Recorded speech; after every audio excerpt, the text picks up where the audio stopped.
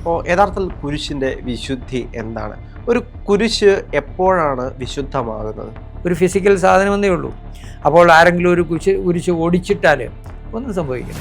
എങ്ങനെയാണ് ഒരു കുരിശിന് ഒരു ശക്തി ഉണ്ടാകുന്നത്? അല്ല, കുരിശിന് അതിൽ തന്നെ ശക്തിയില്ല.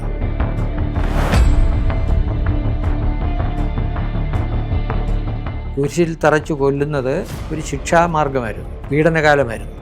അപ്പോഴെല്ലാവരും യേശുവിൻ്റെ കുരിശിനെ ഓർത്താണ് സാധനങ്ങളെല്ലാം ഏറ്റിരുന്നത്. അവരുടെ വിശ്വാസത്തെ റെപ്രസെൻ്റ് ചെയ്യുന്ന സംഗതിയാകുമ്പോഴാണ് അതിനൊരു മഹത്വം ഉണ്ടാകുന്നത്, ശക്തി ഉണ്ടാകുന്നത്.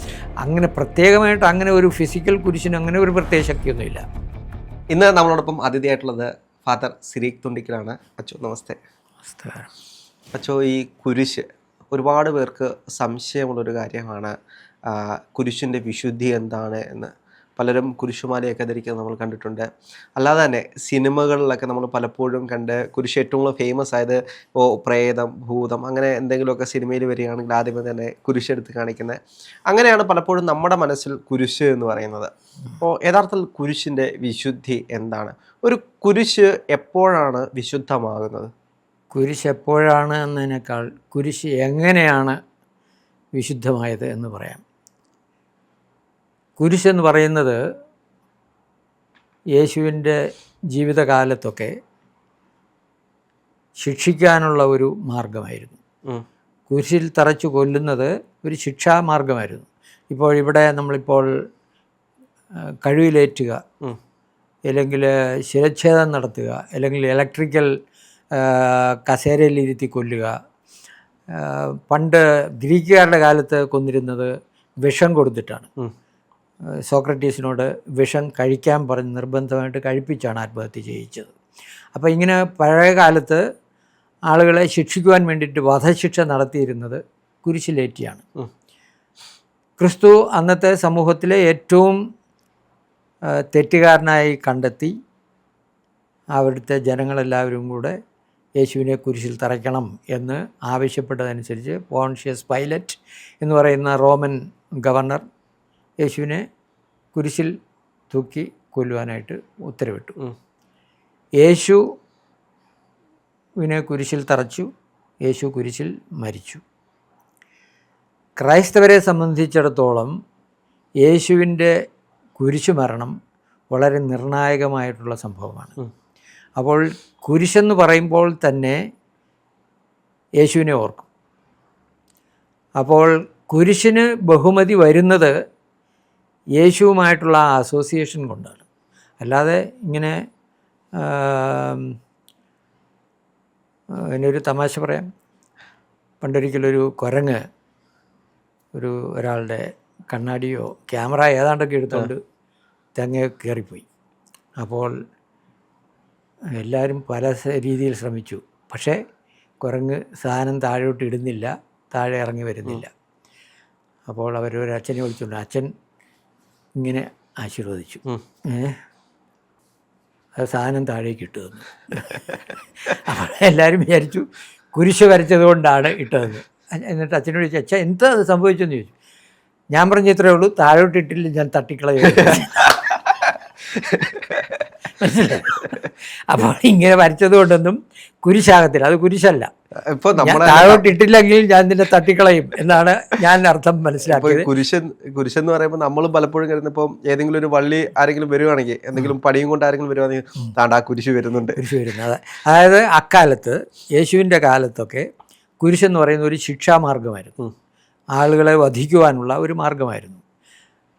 അപ്പോൾ അതാണ് അന്നത്തെ കോൺസെപ്റ്റ്. പക്ഷേ യേശുവിനെ കുരിശിൽ തറച്ചു കഴിഞ്ഞപ്പോൾ, യേശു ഉയർത്തെഴുന്നേറ്റ് കഴിഞ്ഞപ്പോഴാണ് യേശുവിൻ്റെ ശരിക്കുള്ള ദൈവത്വം ശിഷ്യന്മാർ പോലും മനസ്സിലാക്കുന്നത്. കാരണം യേശുവിനെ കുരിശിൽ തറച്ചു കഴിഞ്ഞപ്പോൾ ബൈബിളിൽ പറയുന്ന പോലെ ഇവരെല്ലാം പേടിച്ച് ഒളിച്ച് കഥകളെല്ലാം അടച്ചിട്ടാണ് ജീവിച്ചിരുന്നത്. കാരണം എന്താ സംഭവിക്കുന്നത് അറിയാൻ മേല. യേശു ഉയർത്തെഴുന്നേറ്റ ശേഷം പോലും എല്ലാ ശിഷ്യന്മാരും കണ്ടില്ല യേശുവിനെ. ചിലർ കണ്ടില്ല. 2 ശിഷ്യന്മാരിങ്ങനെ എമ്മാവൂസ് എന്ന് പറയുന്ന സ്ഥലത്തോട്ട് നടന്നു പോവുകയായിരുന്നു, 2 പേര്. അപ്പോൾ അക്കൂട്ടത്തിൽ യേശുവും കൂടെ കൂടി. അപ്പോൾ ഇങ്ങനെ യേശു ചോദിച്ചു, നിങ്ങളെന്താ ഇങ്ങനെ ദുഃഖിച്ച് നടക്കുന്നത്? അപ്പോൾ അവർ പറഞ്ഞു, താങ്കൾ ഇതൊന്നും അറിയുന്നില്ലേ? ഞങ്ങൾ വലിയ രാജാവെന്നും മിശിഹായാണെന്നും ദൈവത്താൽ അയക്കപ്പെട്ടവനെന്ന് വിശ്വസിച്ചിരുന്ന യേശു, യൂതന്മാർ ആ യേശുവിനെ കൊന്നുകളഞ്ഞു. അദ്ദേഹത്തെ അവർ ദുഷ്ടന്മാർ കുരിശിൽ തറച്ചു കൊന്നു. നിങ്ങളതൊന്നും അറിയുന്നില്ലേ എന്ന് ചോദിച്ചു. ഉടനെ യേശു പഴയ നിയമത്തിലൊക്കെയുള്ള പ്രവചനങ്ങളൊക്കെ ഉദ്ധരിച്ച് പറഞ്ഞു കൊടുത്തു, ഇങ്ങനെയാണ് യേശു മരിക്കേണ്ടിയിരുന്നത്, അങ്ങനെ മരിച്ചു. അപ്പോൾ അത് യേശു പക്ഷേ ഉയർത്തെഴുന്നേറ്റില്ലേ എന്നൊക്കെ ഇങ്ങനെ ചോദിച്ച് ഇവരുടെ കൂടെ നടന്നു. എന്നിട്ട് അവർ വീട്ടിൽ ചെന്ന് അപ്പോൾ യാത്ര പറഞ്ഞ് യേശു തുടർന്ന് പോകാനായിട്ടൊക്കെ ഭാവിച്ചു. അപ്പോൾ അവർ നിർബന്ധിച്ചു, വീട്ടിൽ ഞങ്ങളുടെ കൂടെ താമസിക്കണം എന്ന് പറഞ്ഞു. അപ്പോൾ യേശു അവരുടെ കൂടെ അന്ന് വൈകിട്ട് താമസിക്കാമെന്ന് പറഞ്ഞുകൊണ്ട് അകത്ത് കയറി. അവർ ഭക്ഷണം ഒരുക്കി. ഭക്ഷണം ഒരുക്കിയപ്പോൾ ഭക്ഷണം ആശീർവദിച്ച സമയത്ത് ഇവർക്ക് കണ്ണു തുറന്നു. ഇവർക്ക് മനസ്സിലായി ഇത് യേശുവാണെന്ന്. അപ്പോൾ അത് കഴിഞ്ഞിട്ട് യേശുവിനെ നോക്കിയപ്പോൾ യേശുവിനെ കാണാനില്ല. അപ്പോഴാണ് അവർ മനസ്സിലാക്കിയത് അത് യേശുവാണെന്ന്. അപ്പോഴാണ് അവർക്ക് യേശുവാണെന്ന് മനസ്സിലായി. യേശു അപ്രത്യക്ഷനായി, മനസ്സിലായോ? അപ്പോൾ അവർ രണ്ടുപേരും പറയുന്നതായിട്ട് സുവിശേഷത്തിൽ എഴുതിയിട്ടുണ്ട്, യേശുവായിരുന്നു നമ്മുടെ കൂടെ നടന്നിരുന്നത്. കാരണം അവൻ നമ്മൾ യാത്ര ചെയ്യുമ്പോൾ അവൻ ഓരോന്നിങ്ങനെ നമ്മളോട് പറയുമ്പോൾ നമ്മുടെ ഹൃദയം സന്തോഷം കൊണ്ട് തുടിക്കുന്നില്ലായിരുന്നോ എന്നവർ ചോദിക്കുന്നുണ്ട്. അവരറിയാതെ തന്നെ അവരുടെ മനസ്സിൽ സന്തോഷമുണ്ട്, യേശുവിൻ്റെ സംസാരം കേട്ടിട്ട് തന്നെ എന്നവർ പരസ്പരം സംസാരിക്കുന്ന ഭാഗം പോലുമുണ്ട്. അപ്പോൾ യേശു കുരിശിൽ തറയ്ക്കപ്പെട്ടതുകൊണ്ടാണ് കുരിശിനൊരു മഹത്വം വന്നത്. അപ്പോൾ യേശു ഉയർത്തെഴുന്നേറ്റ് കഴിഞ്ഞപ്പോൾ യേശുവിനെ ഓർക്കുമ്പോഴെല്ലാം കുരിശിൽ തറയ്ക്കപ്പെട്ട യേശു, ഉയർത്തെഴുന്നേറ്റ യേശു, ഈ രണ്ട് കോൺസെപ്റ്റാണ് യേശുവിനെക്കുറിച്ച് സാമാന്യ ജനങ്ങൾക്കെല്ലാം ഉണ്ടാകുന്നത്. അപ്പോൾ ക്രിസ്ത്യാനികൾ, ആദിമ ക്രിസ്ത്യാനികൾ കുരിശ് ഉപയോഗിച്ചിരുന്നില്ല. കാരണം ഉടനെ തന്നെ ക്രിസ്ത്യാനിയെന്ന് മനസ്സിലാക്കും, അവരെ കൊന്നുകളയും. അതുകൊണ്ട് പേടിച്ച് അവർ ക്രിസ്ത്യാനികൾ എന്നറിയാൻ വേറെ മാർഗങ്ങളാണ് ഉപയോഗിച്ചിരുന്നത്. അന്ന് ഈ ഫിഷിൻ്റെ രൂപം വരച്ചു വയ്ക്കുമായിരുന്നു. ഇപ്പം ഇവർ ചിലരൊക്കെ കാറ്റക്കൂംസിൽ, അത് ഭൂഗർഭ അറകളിലൊക്കെയാണ് താമസിച്ചിരുന്നത് ചില കാലത്ത്. അപ്പോൾ ഇവരെ ക്രിസ്ത്യാനികളെന്നറിയാൻ വേണ്ടിയിട്ട് മത്സ്യത്തിൻ്റെ രൂപം വെച്ചു. അതിന് ഇക്തോസ് എന്നാണ്. അതിൻ്റെ ഫുൾ ഫോം പക്ഷേ വരുന്നത് ജീസസ് ഓഫ് നാസറത്ത് എന്നുള്ളതാണ്. മനസ്സിലായോ? ആ ഓരോ അക്ഷരങ്ങൾ വികസിപ്പിച്ചാൽ Jesus Christ son of God എന്നുള്ള അർത്ഥം വരുന്നതാണ് ഇതിൻ്റെ ഇക്തോസ് എന്ന് പറഞ്ഞത്. അപ്പോൾ ആ കാലത്ത് അങ്ങനെ ആയിരുന്നു. അത് കഴിഞ്ഞപ്പോൾ പീഡനകാലമായിരുന്നു. അപ്പോഴെല്ലാവരും യേശുവിൻ്റെ കുരിശിനെ ഓർത്താണ് സാധനങ്ങളെല്ലാം ഏറ്റിരുന്നത്. അപ്പോൾ യേശു കുരിശിൽ മരിച്ചെങ്കിൽ നമുക്ക് അതിലപ്പുറം ഒരു മരണമില്ലല്ലോ, ഇതിൽ കൂടുതൽ അവമാനകരമായൊരു മരണമില്ലല്ലോ. അതുകൊണ്ട് എല്ലാവരും യേശുവിൻ്റെ കുരിശിനെ പിടിച്ചുകൊണ്ടാണ് അവർക്ക് ശക്തി നേടിയിരുന്നത്. അപ്പോൾ ശിഷ്യന്മാരെല്ലാവരും തന്നെ വധിക്കപ്പെടുകയാണ് ചെയ്തത്, യേശുവിൻ്റെ ശിഷ്യന്മാരെല്ലാവരും തന്നെ. അതുപോലെ തന്നെ മറ്റ് ക്രൈസ്തവരായിരുന്നവരെയും ഒക്കെ വളരെ പീഡിപ്പിക്കുമായിരുന്നു. പ്രത്യേകിച്ച് ഈ റോമൻ ചക്രവർത്തി നീറോയുടെ കാലം തൊട്ടാണ് കൂടുതൽ ക്രൂരമായിട്ട് ക്രിസ്ത്യാനികളെ പീഡിപ്പിച്ചിരുന്നത്. അപ്പോൾ അവരെല്ലാവരും സഹനം വരുമ്പോൾ അവർക്കൊരു ബലത്തിന് വേണ്ടിയിട്ട് അവർ കയ്യിൽ പിടിച്ചിരുന്നത് കുരിശാണ്. അവർ ആ കുരിശെന്നുള്ള ആ വസ്തുവല്ല, ദ റിമെമ്പർ ക്രൈസ്റ്റ്. അപ്പോൾ കുരിശ് പിടിക്കുമ്പോൾ ദ റിമെമ്പർ ക്രൈസ്റ്റ്, ക്രിസ്തുവിനെ ഓർത്ത് ക്രിസ്തു എന്ന് മാത്രം സഹിച്ചു, അപ്പോൾ നമ്മൾ ഇത്രയല്ലേ സഹിക്കുന്നുള്ളൂ എന്നവർ കമ്പയർ ചെയ്ത് അവരുടെ സഹനത്തെ ലഘൂകരിക്കുവാനായിട്ട് അവർ ശ്രമിച്ചിരുന്നു. അങ്ങനെയാണ് കുരിശ് ക്രിസ്ത്യാനികളുടെ ഒരു സ്ട്രോങ് സിമ്പിളായിട്ട് മാറി. അപ്പോൾ ക്രൈസ്തവമായിട്ടുള്ള ഏത് കാര്യത്തിലും കുരിശുണ്ട്. ഇപ്പം പുസ്തകത്തിലാണെങ്കിലും പ്രാർത്ഥനാ പുസ്തകമാണെങ്കിലും കുരിശൊക്കെ കാണും. അതിന് തുടക്കുമ്പോഴത്തേക്ക് കുരിശ് കാണും. പള്ളിയാണെങ്കിൽ പള്ളിയുടെ മുകളിൽ കുരിശ് കാണും. പിന്നെ പള്ളിയിൽ പ്രാർത്ഥനയ്ക്ക് കൊണ്ടുപോകുന്ന ഇടുന്ന വസ്ത്രങ്ങൾ, തിരുവസ്ത്രങ്ങൾക്കൊക്കെയും എവിടെയെങ്കിലുമൊക്കെ കുരിശിൻ്റെ രൂപം കാണും. ആളുകളെ ആശീർവദിക്കുന്നത് കുരിശ് കൊണ്ടാണ്, ഇങ്ങനെയാണ് ആശീർവദിക്കുന്നത്. അപ്പോൾ കുരിശ് എന്ന് പറയുന്നത് ആ ഫിസിക്കലായിട്ടുള്ള ആ ഫോമിനെക്കുറിച്ചല്ല, ക്രിസ്തുവുമായിട്ട് ബന്ധിക്കുന്നത് കൊണ്ടാണ് ആ കുരിശിനൊരു ശക്തി ഉണ്ടായിട്ടുള്ളത്, ബഹുമാനം ഉണ്ടായിട്ടുള്ളത്.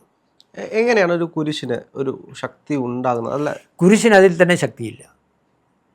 അതൊരു ഫോർ എക്സാമ്പിൾ ഒരു തടി കഷ്ണം ഇങ്ങനെയും കുറേയും വെച്ച കുരിശായി. അതുകൊണ്ട് ഒരു ശക്തിയൊന്നുമില്ല. കുരിശിന് അതുപോലെ തന്നെ ഒരു ഫിസിക്കലായിട്ടുള്ള ഒരു മാജിക്കൽ ശക്തിയൊന്നും കുരിശിനില്ല. മനസ്സിലായോ? അത് ആളുകൾ ധരിച്ചു വശാകുന്നതാണ്. കാരണം അപ്പോൾ കുരിശുമാല ധരിക്കുന്നതോ ക്രിസ്തുവിനെ ഓർക്കാൻ വേണ്ടിയിട്ടാണ് ധരിക്കുന്നത്. അല്ലാതെ ഒരു മാല കുരിശിനെ ധരിച്ചാൽ, കുരിശ് ധരിച്ചാൽ എന്തോ ശക്തി കിട്ടും എന്നതുകൊണ്ടല്ല. ക്രിസ്തുവിനെ സ്വീകരിക്കുന്നു, ക്രിസ്തുവിനെ ഓർക്കുന്നു. ഇപ്പം നമ്മൾ മോഡേണായിട്ടുള്ള ഈ ലോക്കറ്റുകൾ വരുന്നത് കണ്ടിട്ടില്ലേ? ഇങ്ങനെ സ്ലിപ്പ് ചെയ്താൽ അകത്തൊരു ഫോട്ടോ വരുന്ന സാധനമുണ്ട്. അതിനകത്ത് ആരാ വയ്ക്കും? ഭാര്യയുടെ ഫോട്ടോ വയ്ക്കും. അങ്ങനത്തെ ലോക്കറ്റുണ്ട് ഇല്ലേ? ഉണ്ട്. അതെന്തിനാ? ഭാര്യ ഓർക്കാൻ വേണ്ടിയിട്ടാണ്. നമ്മൾ മിന്ന് കെട്ടുന്നുണ്ടല്ലോ, കല്യാണം കഴിക്കുമ്പോൾ മിന്ന് ഭർത്താവ് കെട്ടിയതാണ്. അതുകൊണ്ടാണ് അതിനൊരു പവിത്രത വരുന്നത്. അല്ലെങ്കിൽ മിന്ന് ആരെങ്കിലും എടുത്ത് ആ പെണ്ണിൻ്റെ കാര്യത്തിൽ നിന്നെടുത്ത് വേറൊരു പെൺകുട്ടി ഇട്ടാലും അതിന് അർത്ഥം വരില്ല. ഭർത്താവിൻ്റെ ഒരു ചിഹ്നമാണ് എന്നതുകൊണ്ടാണ് ആ മിന്നിന് അർത്ഥം വരുന്നത്, സ്നേഹം വരുന്നത്, അതിനോട് ബഹുമാനം തോന്നുന്നത്. പൊട്ടിക്കാൻ ആരും സമ്മതിക്കുകയില്ല. ഇതുപോലെ തന്നെയാണ് കുരിശിൻ്റെ കാര്യവും. കുരിശ് കഴുത്തിൽ അണിയുന്നു. അത് പക്ഷേ ആ കുരിശ് എന്നുള്ളതല്ല, അത് എന്തിനെ സിഗ്നിഫൈ ചെയ്യുന്നു, എന്തിനെ ഓർമ്മപ്പെടുത്തുന്നു, അതിനെക്കുറിച്ചാണ്. ക്രിസ്തുവിനെയാണ് ഓർമ്മ. ഈ കുരിശ് വലിച്ചു കഴിഞ്ഞാൽ ക്രിസ്തുവിനെ വലിച്ചു കൊണ്ടുപോകുന്ന പോലെയാണ്. അതുകൊണ്ടാണ് അതിനോടുള്ള പ്രേമവും അതിനുള്ള പ്രാധാന്യവും കിട്ടും. അവിടെയാണ് മഹത്വം ഉണ്ടാകുന്നത്. അതിനേ ഉള്ളൂ, അതുകൊണ്ടേ ഉള്ളൂ മഹത്വം. അല്ലാതെ ഇതിന് കുരിശെന്നതിന് അതിൽ തന്നെ ഒരു ശക്തിയൊന്നുമില്ല. കുരിശിൽ ക്രിസ്തുവും ചേരുമ്പോഴാണ് അതിനൊരു മഹത്വം. അത് തന്നെ, ക്രിസ്തു ഉള്ളത് കൊണ്ടാണ് കുരിശിന് മഹത്വം ഉള്ളത്. അതിൽ ക്രിസ്തു ഇല്ലാതെ എവിടെല്ലാം ഇപ്പം തന്നെ ഈ പുറകിൽ വെച്ചിരിക്കുന്ന അതിൻ്റെ ഡിസൈനിനകത്ത് കുരിശുണ്ട്. അതിനൊരു ഒരു മഹത്വം കുരിശ് കാണാൻ പറ്റും. ഇപ്പോൾ അങ്ങനെ ക്രോസായിട്ട് വരുന്ന എവിടെയും കുരിശാണെന്ന് നമുക്ക് വിചാരിക്കാം. പക്ഷേ അത് കുരിശല്ല. ഈ അസോസിയേഷൻ വരുന്നത് കൊണ്ടാണ്. നമ്മളിപ്പം ഫോട്ടോ വയ്ക്കുന്നതിനെയും നമ്മളുടെ ഇഷ്ടപ്പെട്ടവരുടെ ഫോട്ടോ വയ്ക്കുന്നു. അപ്പോൾ ഇഷ്ടപ്പെട്ടവരെ ഓർക്കുന്നുകൊണ്ടാണ് ഫോട്ടോ വയ്ക്കുന്നത്. അതുപോലെ തന്നെയാണ്. പക്ഷേ ഞാൻ പലപ്പോഴും കേട്ടിട്ടുള്ള ഈ സാത്താൻ സേവ അത്തരത്തിലുള്ള കാര്യങ്ങൾ ചെയ്യുന്ന ആളുകൾ ഈ കുരിശ് തിരിച്ചു വെച്ചതിന് ശേഷം ഇത്തരത്തിലുള്ള ക്രിയകൾ ചെയ്യുന്നു എന്നുള്ള കഥകളൊക്കെ കേട്ടിട്ടുണ്ട്. ഇതൊക്കെ തെറ്റിദ്ധാരണകളാണ്. കാരണം റിലീജിയസ് സിംബിൾസിനെ എന്താ പറയുന്നത്, ചില സാമൂഹ്യ സാഹചര്യത്തിൽ ഉപയോഗിച്ച് ഇപ്പം സിനിമയിലുമൊക്കെ അങ്ങനെ ചെയ്യാറുണ്ട്. സിനിമ പക്ഷേ ഇല്യൂഷനാന്ന് നമുക്കറിയാമല്ലോ. സിനിമ എടുക്കുന്നവർ, ഞാൻ സിനിമ ഫീൽഡ് മീഡിയ ഫീൽഡ് ആയതുകൊണ്ട് എനിക്കറിയാം. Cinema it self is A illusion. നമ്മളപ്പോൾ ഇങ്ങനെ നടക്കും, നമ്മൾ ഇടിക്കുന്നതൊക്കെ നമ്മൾ കാണുന്നു, പക്ഷേ ഇടിക്കുന്നില്ല. ഇതുപോലെയാണ് ഓരോ കാര്യങ്ങൾ. അപ്പോൾ അവിടെ ഒരു ഒരു തരം സൂപ്പർസ്റ്റിഷൻ ഒരാൾ കാണിക്കുന്നു എന്ന് പറയാൻ വേണ്ടിയിട്ട്, അപ്പോൾ ഇപ്പോൾ ഒരു ചാത്തൻ സേവ ഉള്ളിടത്ത് ഒഴിക്കാൻ വേണ്ടിയിട്ട് കുരിശ് കാണിച്ചാൽ സാത്താൻ പോകുന്നു എന്ന് കാണിക്കുന്നത്, കുരിശിൻ്റെ ശക്തി കൊണ്ട് സാത്താൻ പോകുന്നു എന്ന് കാണിക്കാൻ വേണ്ടിയിട്ടാണ്. ആ കുരിശിന് ശക്തി വരുന്നത് വെറും ഒരു തടിക്കഷ്ണം കൊണ്ടാണോ?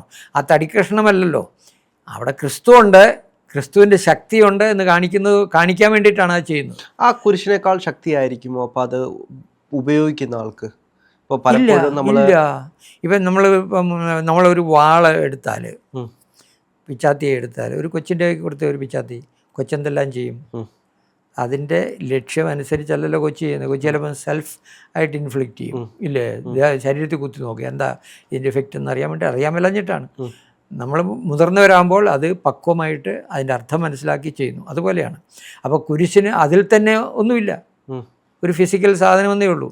അപ്പോൾ ആരെങ്കിലും ഒരു കുരിശ് ഓടിച്ചിട്ടാൽ ഒന്നും സംഭവിക്കുന്നില്ല. ഓടിച്ചിട്ട് ഒരു ക്രിസ്ത്യാനിയെ അത് ഹേർട്ട് ചെയ്യും. പക്ഷേ ക്രിസ്ത്യാനി അല്ലാത്തവന് ഇപ്പോൾ ഒരു ചില സ്ഥലങ്ങളിലൊക്കെ പള്ളിയുടെ മുകളിൽ നിന്നുള്ള കുരിശൊക്കെ ഓടിച്ച് കളയുന്നത് കണ്ടിട്ടുണ്ട്. ആ ചെയ്യുന്നവന് അതിനോട് ബഹുമാനമില്ലല്ലോ. അതുകൊണ്ട് ഈ ഓടിക്കുമ്പോൾ എന്താ ചെയ്യുന്നത്? ക്രിസ്ത്യാനികളെ ഓടിക്കുകയാണ്. എന്ന് സിഗ്നിഫൈ ചെയ്യാൻ വേണ്ടിയിട്ടായി കുരിശ് ഓടിക്കുന്നത്. അല്ലാതെ ആ ഫിസിക്കലായിട്ടുള്ള ആ കുരിശ് ഓടിച്ചത് കൊണ്ടൊന്നും സംഭവിക്കുന്നില്ല.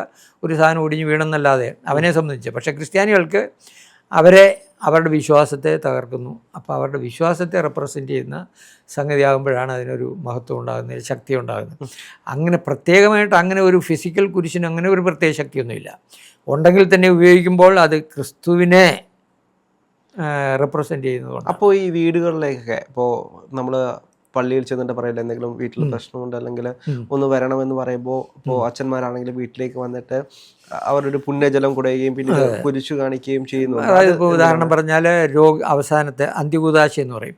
അയാൾ മരിക്കുന്നതിന് മുമ്പ് അവസാനത്തെ പ്രാർത്ഥനകൾ ചെയ്യാൻ വേണ്ടിയിട്ട് വിളിക്കും. അപ്പോൾ ചെല്ലുമ്പോഴും കുരിശ് കൊണ്ടുപോകുന്നുണ്ട്. കുരിശ് ക്രിസ്തുവിനെ ഓർക്കാൻ വേണ്ടിയിട്ടാണ്. ക്രിസ്തുവിൻ്റെ അപ്പം അവസാന നാളെന്ന് പറഞ്ഞാൽ ഭയങ്കര വേദനയുണ്ടായിരിക്കാം, മനപ്രയാസം ഉണ്ടായിരിക്കാം.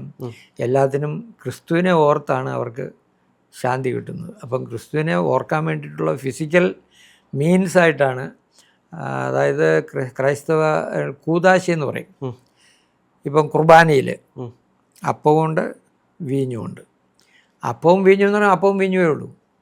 പക്ഷേ ക്രിസ്ത്യാനിയെ സംബന്ധിച്ചിടത്തോളം അത് ട്രാൻസ്ഫോം ചെയ്യുമ്പോൾ ക്രിസ്തുവിൻ്റെ ശരീരവും ക്രിസ്തുവിൻ്റെ ആയിട്ടാണ് അവർ കണക്കാക്കുന്നത്. അങ്ങനെയാണ് ആ ട്രാൻസ്ഫോർമേഷൻ നടക്കുക. അപ്പോഴാണ് അതിൻ്റെ മഹത്വമുള്ളത്. അല്ലെങ്കിൽ വെറുതെ പള്ളിക്ക് പുറത്ത് ഇരുന്നാൽ ഈ അപ്പവും വെറും അപ്പമാണ്, വെറും വീഞ്ഞാണ്. പക്ഷേ ഇതിൻ്റെ ട്രാൻസ്ഫോർമേഷൻ വരുന്നത് ആ കർമ്മം നടന്നു കഴിഞ്ഞിട്ട് ഇത് ക്രിസ്തുവിൻ്റെ ശരീരമാണെന്നുള്ള ബോധ്യം ഉള്ളവർക്ക് മാത്രമേ ഉള്ളൂ. അപ്പം ചുമ്മാ ഒരു തമാശ ഇത് പറയാം, തമാശ. ഇപ്പോൾ ഒരു ബ്രെഡ്, ഒരു ഉറുമ്പ് കഴിച്ചാൽ യേശുവിനെ കഴിച്ചു. കുർബാന സ്വീകരിക്കുമ്പോൾ ആശീർവദിക്കപ്പെട്ട അപ്പമാണ് സ്വീകരിക്കുന്നത്. അപ്പോൾ ഞാനെപ്പോഴും പറയും, നാക്കിലല്ല സ്വീകരിക്കുന്നത്, ഹൃദയത്തിലാണ് സ്വീകരിക്കുന്നത്. അതാണ് എൻ്റെ അർത്ഥം. അപ്പോൾ ഹൃദയത്തിൽ സ്വീകരിച്ചുകൊണ്ട് വെറുതെ ഒരു അപ്പം കഴിച്ചുകൊണ്ടൊന്നുമില്ല. അപ്പോൾ ആ അർത്ഥം മനസ്സിലാക്കാൻ വേണ്ടിയിട്ടുള്ള ഭൗതിക മീൻസാണ് ഇതൊക്കെ. കുരിശും അത് തന്നെ. കുരിശ് വെറുതെ ഒരു കുരിശ് കണ്ടാൽ ചിലപ്പോഴും ചിലർക്ക് ഇഷ്ടമില്ലായിരിക്കും. അവരെ സംബന്ധിച്ചിടത്തോളം there is nothing holy in it.